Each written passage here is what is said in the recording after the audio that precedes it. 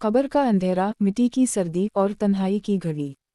ये वो लम्हा है जिसका सामना हर इंसान को एक ना एक दिन करना है।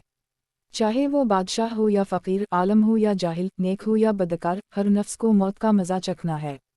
मौत के बाद का पहला मरहला कब्र है और यही कब्र बरज़ख की दुनिया का दरवाज़ा है। बरज़ख वो आलम है जो दुनियावी ज़िंदगी और क़ियामत के दरमियान वाक़ है।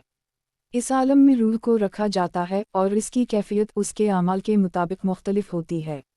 कुरान मजीद में अल्लाह ताला ने फरमाया, और उनके आगे एक पर्दा बरज़ख है क़ियामत के दिन तक। सूरह अल-मुमनून 100। ये आयत वाज़ेह करती है कि मरने के बाद इंसान की रूह एक पर्दे में चली जाती है जो बरज़ख कहलाता है। इस आलम में रूह की ज़िंदगी एक अजीब, पुरस्रार और निहायत गहरे राज़ों से भरपूर होती है। बरज़ख की दुनिया मादी आँख से नज़र नहीं आती, लेकिन ईमान की रोशनी और वही की रहनुमाई से हम इसके कई पर्दे चाक कर सकते हैं। हदीस शरीफ में आता है कि नबी करीम सल्लल्लाहु अलैहि वसल्लम ने फरमाया, कब्र या तो जन्नत के बागों में से एक बाग है या जहन्नम के गढ़ों में से एक गड्ढा है। इस फरमान नबी सल्लल्लाहु अलैहि वसल्लम से अंदाज़ा होता है कि बरज़ख की दुनिया कितनी शदीद और मुअस्सर है। अगर इंसान नेक हो तो इसकी कब्र कुशादा, रोशन, खुशबूदार और राहत बख्श होती है।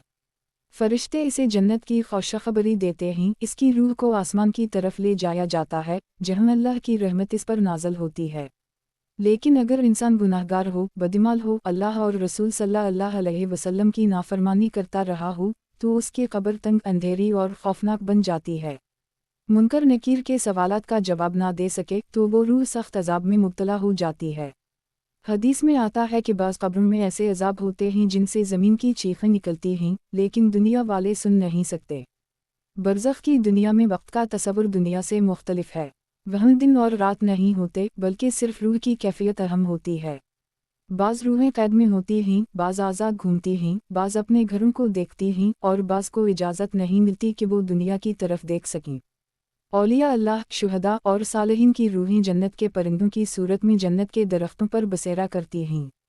हदीस क़ुदसी में आया है कि अल्लाह फरमाते हैं, मेरे बंदों को ना मुर्दा कहो, वो जिंदा हैं मगर तुम्हें शऊर नहीं।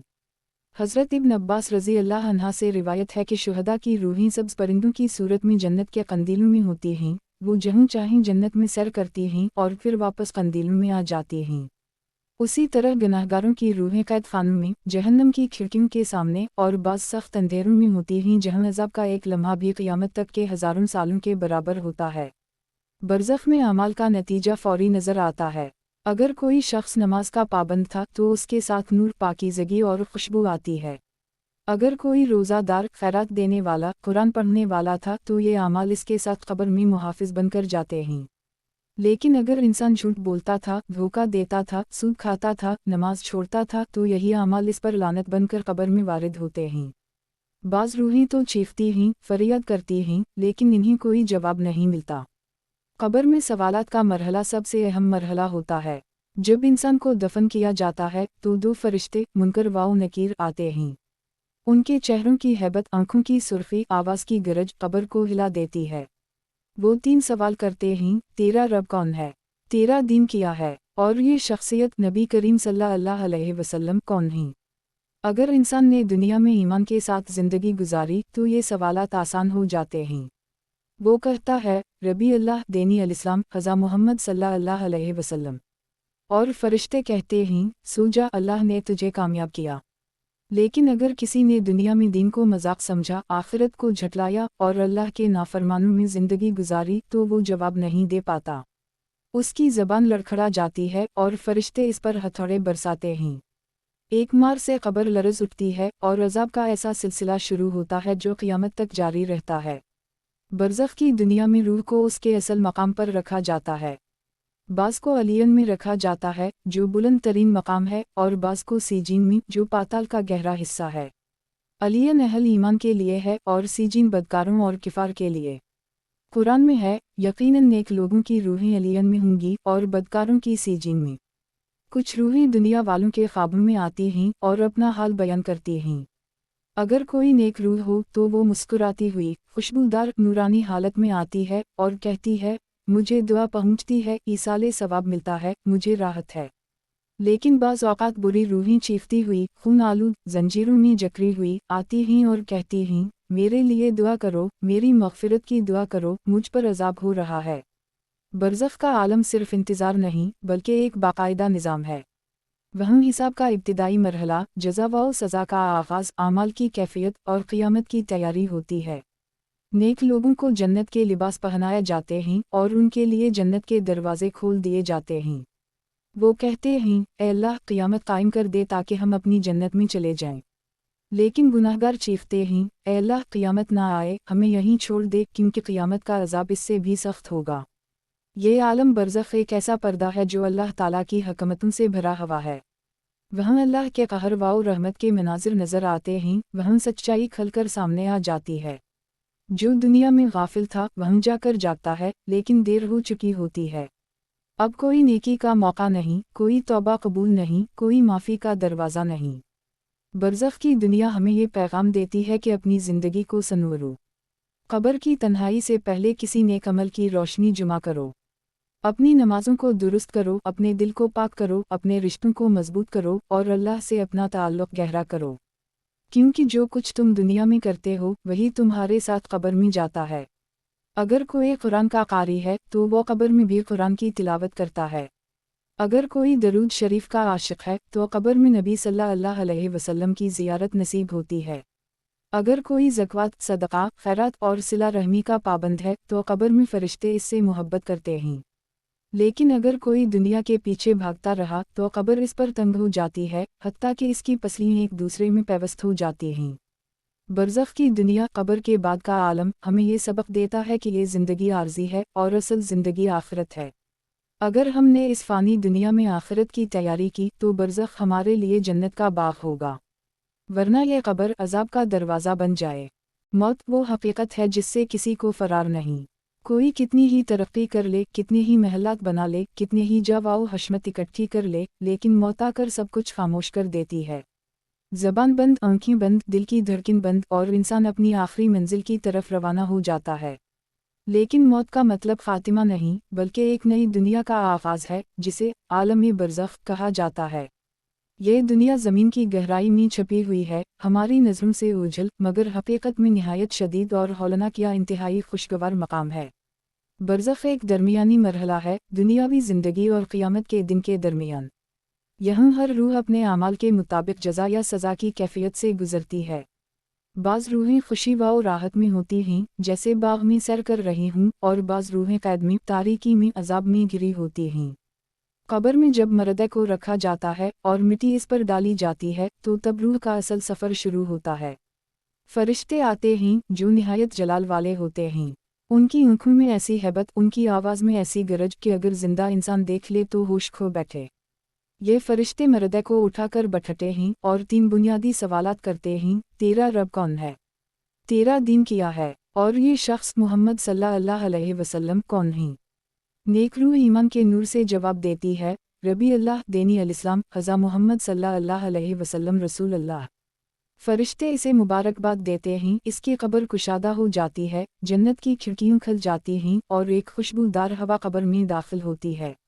لیکن بدرو، جو دنیا میں اللہ کی نافرمان، نمازوں سے غافل، ظلم و زیادتی کرنے والی، جھوٹ بولنے والی اور حق کو جھٹلانے والی رہی ہو، وہ جواب نہیں دے پاتی۔ اس کی زبان رک جاتی ہے، دل کانپنے لگتا ہے اور فرشتے غصے سے کہتے ہیں، تو نے جھوٹ بولا تو نافرمان رہا۔ اور پھر اس پر عذاب کا آغاز ہو جاتا ہے۔ قبر تنگ ہو جاتی ہے، یہاں تک کہ پسلیاں ایک دوسرے میں پیوست ہو جاتی ہیں۔ آگ کے سانپ اور بچھو، تپتی ہوئی زنجیریں اور ہتھوڑے جیسے عذاب اس پر برسنے لگتے ہیں۔ روح کو یا تو علیین میں رکھا جاتا ہے جو بلند و بالا مقام ہے، یا سیجین میں جو پاتال کی گہرائی میں ہے۔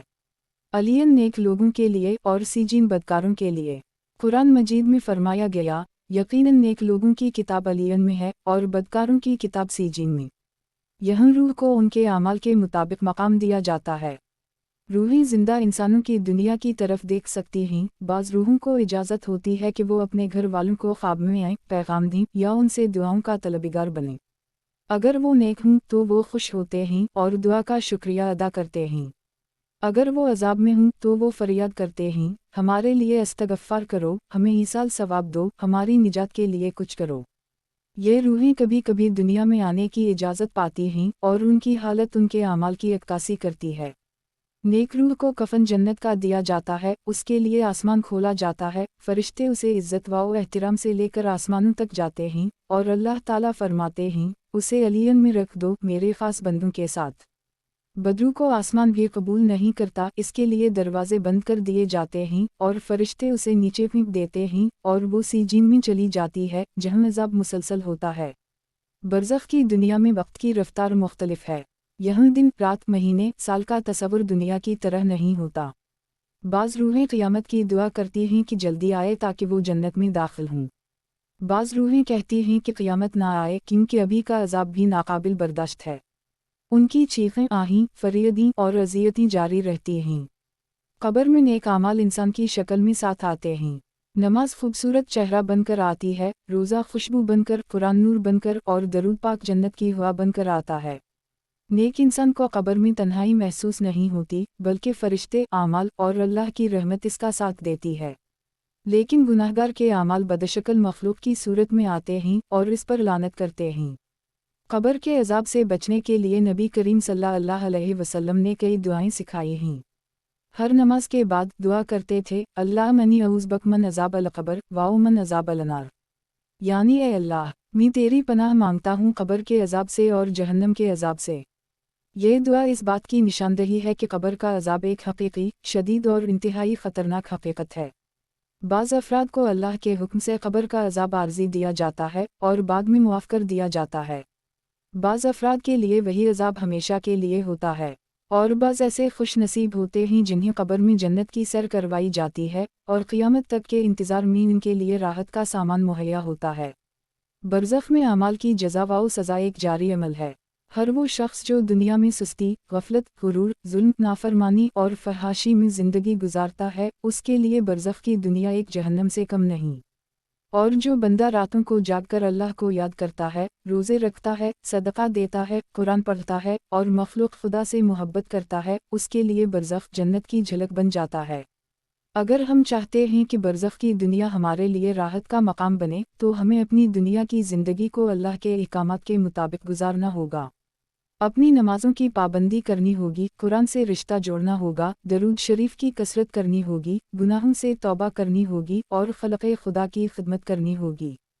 क्योंकि जो कुछ हम यहाँ करते हैं, वही हमारे साथ बरज़ख में जाएगा। बरज़ख का ये पर्दा हमें रोज़ याद दिलाना चाहिए कि एक दिन हम भी मिट्टी में दफन होंगे। हमें भी तन्हा छोड़ दिया जाएगा। ना माल काम आएगा, ना रिश्तेदार, ना ओहदा, ना शोहरत।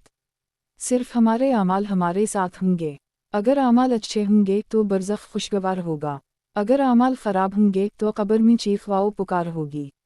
ये दुनिया फ़ानी है और बरज़ख का आलम एक हकीकत है। इससे आँखें बंद करने वाले क़यामत के दिन पछताएंगे, लेकिन वो जो आँखें खोलकर ईमान के साथ ज़िंदगी गुजारते हैं, वो बरज़ख को जन्नत का रास्ता बना लेते हैं।